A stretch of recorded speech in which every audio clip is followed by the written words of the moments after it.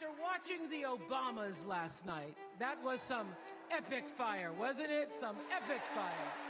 The world was watching as Democratic power brokers put on their pitch to garner massive support for their political causes. Oprah Winfrey, John Legend, and Stevie Wonder joined forces like a political dream team, rallying the nation with the energy of real-life Avengers.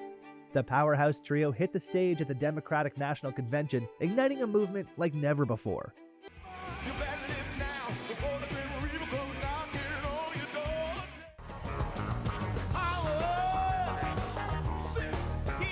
But here's the burning question. Can these celebrity icons really rescue democracy from the brink? Or is this just another Hollywood spectacle? In a race as critical as this one, with the future of the nation hanging in the balance, it's no longer just about endorsements. It's about stepping into the fight, front and center, to lead the charge. If you like our content and want to see more, please click the subscribe button to get notified when we post new videos. Truth bombs. Oprah, as we all know, can bring people to tears faster than an onion chopping competition. Turns out, Oprah's secret weapon was good old-fashioned truth bombs. She didn't need to hand out cars or favorite things to win over the crowd. Instead, she dropped some wisdom that hit harder than Trump's comb-over in a tornado. She didn't simply play to people's patriotic emotions. She tossed major realities that can be tough to hear, but the fight is here, and now. Oprah kicked things off by calling out the elephant in the room. She pointed out that some folks want us to see America as a country of us against them. But Oprah wasn't here to play the blame game. She took us on a journey across America, sharing her experiences with racism, sexism, and income inequality. Have you ever been called the N-word at any point in your life? I would have to say that racism for me doesn't show itself that way. It was like a really depressing version of her book club, except instead of recommending novels, she was recommending voting. And speaking of voting, Oprah reminded us that voting is the best of America. You're looking at a registered independent who's proud to vote again and again and again because I'm an American and that's what Americans do. Voting is the best of America. She made a powerful case for getting off our butts and heading to the polls. She told the nation in a powerful and celebratory fashion, you get a vote, and you get a vote. Everybody gets a vote, because that's what Americans do. Sober reality.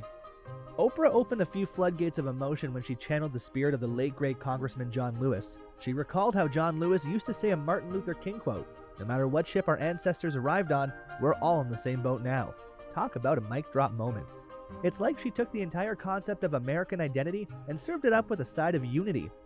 And just when you thought she couldn't get any more inspirational, Oprah hit us with this gem. Let me tell you this. This election isn't about us and them. It's about you and me. This election isn't about us and them. It's about you and me. It's almost like she's trying to remind us that we're all human beings, not just red states and blue states, and that this election has become personal to every American. But Oprah wasn't done yet. She wrapped up her speech with a plea for optimism over cynicism. It's like she looked at the current state of American politics and said, nah, we can do better than this. And you know what? Oprah's right again. Let them dance.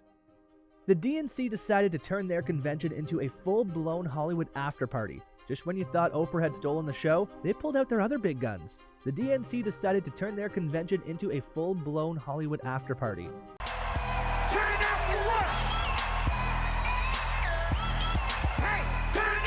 The convention hall was packed with thousands of high-energy delegates, all with great views of the power parade as the who's who of Tinseltown strutted their stuff. Tony Goldwyn, Anna Navarro, Kerry Washington. It was like someone had raided the Emmys green room. The real showstopper was yet to come. John Legend, the man who can make a grocery list sound sexy, decided to grace the convention with an exclusive party tribute performance of Let's Go Crazy by Prince. Let's go nuts. Setting the pace to save democracy into high gear. And kicking that gear into full throttle is Stevie Wonder, the musical legend who's been making us feel good longer than most politicians have been in office. But this wasn't your typical signed, sealed, delivered feel-good moment. Nope, Stevie urged voters to choose joy over anger, which, let's be honest, is a pretty tall order in 2024. But Stevie wasn't done. He hit us with this zinger. And now is the time to understand where we are and what it will take to win. We must choose courage over complacency. It was clear these celebs weren't just there to look pretty and boost ratings. They were on a mission to light a fire under America's collective behind. And let's be real, if Stevie Wonder tells you to get off your couch and vote, you better listen. Message received? The real question is, will all this star power actually translate into votes? Or is it just fancy window dressing for a party that's trying to gain momentum? It's not like celebs have never endorsed a candidate before. Remember when Clint Eastwood had a heartfelt conversation with an empty chair at the 2012 RNC? Yeah, that worked out great. What do you want me to tell Romney? I can't tell him to do that. Can't do that to himself. The Dems have rolled out their A-list cavalry, but here's the million-dollar question. Can all these celebs actually sway voters? Turns out, there's a mind-blowing stat about celebrity endorsements that had political analysts choking on their lattes. And it might just make you rethink everything you thought you knew about star power in politics. A shocking trend emerged in voter behavior. It turns out, when it comes to celebrity endorsements, Americans might be more fickle than a toddler in a candy store. Who knew? But before we dive into that, let's talk about another secret weapon of the Dems. Lil Jon. Yes, you heard that right. The guy famous for yelling, "Yeah!" and "Okay!" was brought in to do exactly that. And you know what? It worked. His enthusiastic yeah got more cheers than any policy proposal. So it seems many Democrats love some high-octane partying to go along with their politics. And with such enthusiastic engagement going on at the DNC, the Democrats are onto something, and it's very infectious. Now don't get me wrong, having Lil Jon at your political convention is like having a foghorn at a library. We're not going back! We're not going back! We're not going back! It definitely gets attention. But is attention the same as votes? That's the question keeping Democratic strategists up at night. Being able to calculate a celebrity's sway with voters is a tough thing to detect and measure before an election. Let's face it, some voters are more skeptical about celebrity endorsements than Trump is about facts. They're sitting at home thinking, sure, Oprah can make me buy a book, but can she make me vote for a candidate? But here's where it gets interesting. Despite past skepticism, the Democrats are betting big on their star-studded lineup. They're hoping these celebs will be part of the secret sauce on the Kamala Harris sandwich that wins over voters and brings her to the White House. Conclusion. So what's the endgame here?